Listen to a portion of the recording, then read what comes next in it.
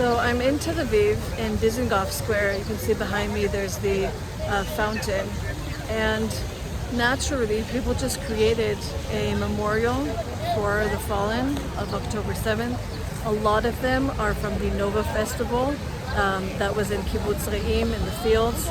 And you know, I've been here once before at night, and I'm surprised and shocked to see that even since then, my reaction now is the same, is that I see all the faces and I see literally like a whole group of people, like 300 something people that died in the Nova Festival. And it just doesn't make sense to me. It doesn't make sense. My eyes well up with tears and I feel myself sort of like choking with tears and not being able to cry. And I think that it's because it seems so surreal. Like, how is it possible that 1,200 something people, and even more since then, have died?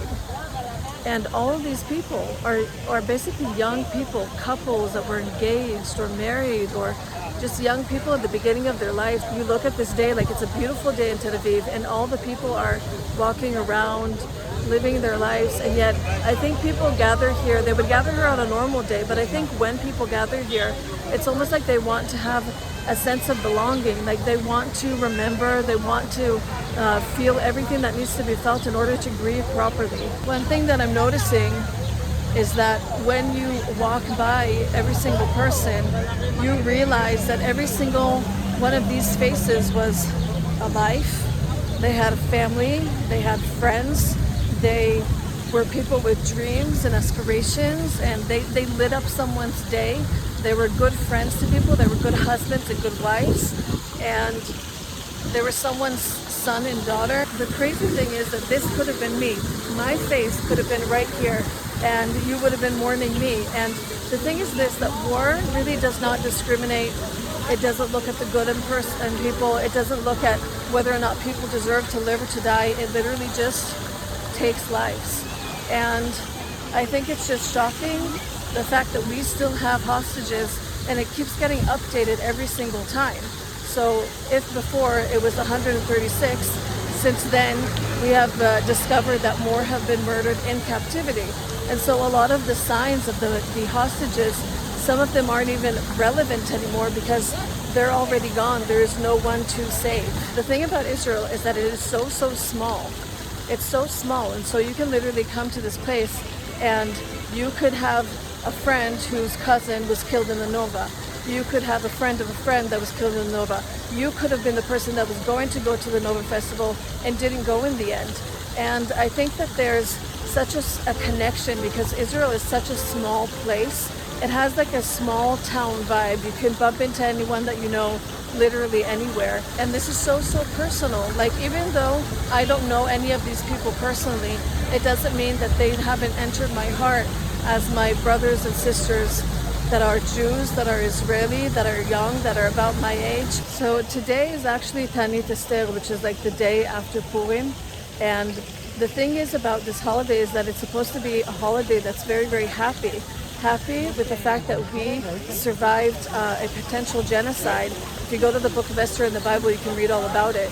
But this holiday hits so differently because on the one hand, Jews and Israelis have a zest for life. We feel like we're commanded to remember the lives of those who we loved, to commemorate their lives, to live the life that they couldn't live, to live happy because that's what they would have wanted us to do. And it clashes so much with this holiday because this holiday is literally to commemorate the fact that we survived. But we're still grieving. As a country, as a nation, we're still grieving. And so how do you reconcile the two things, that you on one hand are commanded to be happy and to rejoice in all things, and on the other hand we still have hostages there? And so I think the people are divided as of how to celebrate this holiday, and if at all. I think a lot of parents, they celebrate the holiday for their children because children need to be happy, they need to experience the joy, but they themselves won't celebrate. Other people feel like they need to celebrate, that they need to commemorate joy in life. But it definitely isn't a typical holiday, and I think that no one really knows what to feel. snatched away in a moment. The Nova Festival was supposed to be a festival of peace, of love, of joy, and of dancing. And within a split second, that turned into a complete hell.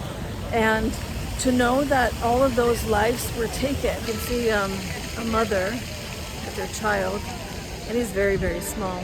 And you can see that he's looking and that he's confused because you see all these faces on a place that's super, super public. And of course, he doesn't understand what he's seeing.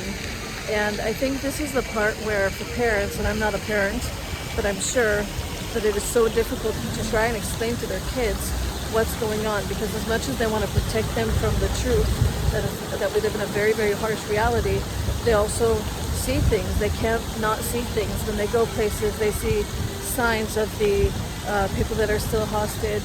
There's no way that you can avoid it. So how do you describe to a child what's going on?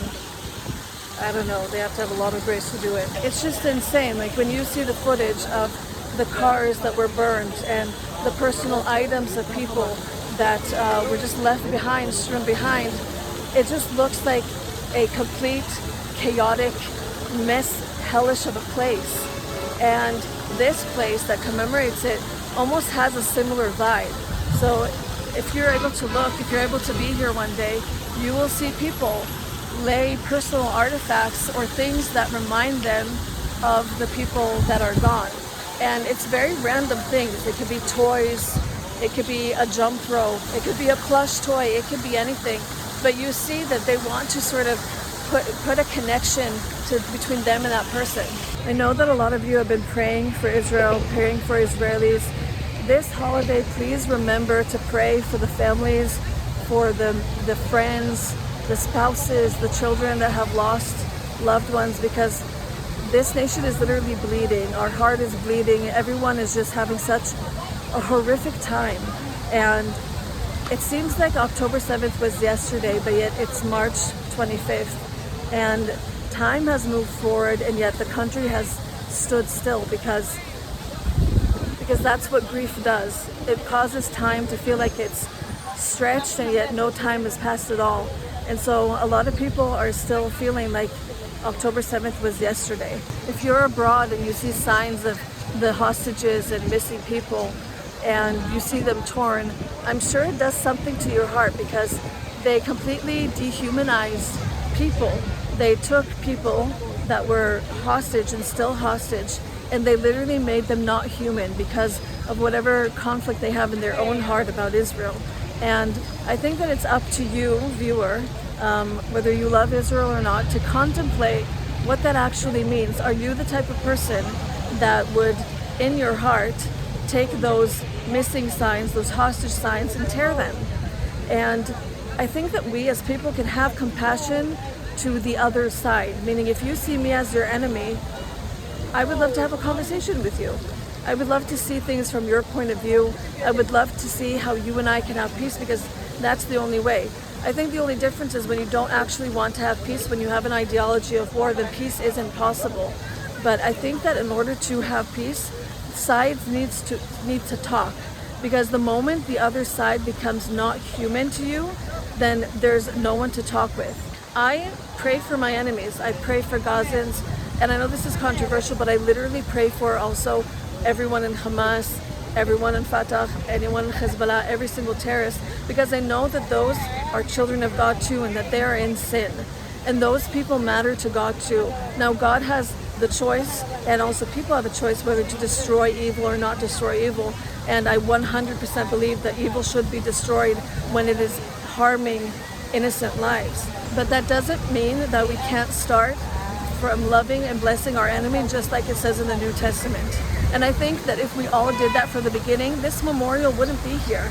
We wouldn't have a reason to have this memorial. It wouldn't exist. So if you're watching this, this is a challenge for you and a request to pray for Israel, to pray for Gazans, to pray for Palestinians, because it's only when we pray for our enemies that we have any chance for peace. Peace of mind, peace of heart, peace between each other. God is the God, the Prince of Peace. And it's only through His love, through His forgiveness, through His justice that we can have any type of peace in our lives. So that's my challenge for you today. Guys, if you're new here, and you hate me, I wanted you to know that I don't hate you. I don't hate you. I love you. I pray that your life is blessed. If you're new here and you don't hate me and you want to subscribe, hit the notification bell, hit subscribe. And if you're not new here, then welcome back. I love you, and I'll see you guys hopefully in a much happier vlog very, very soon.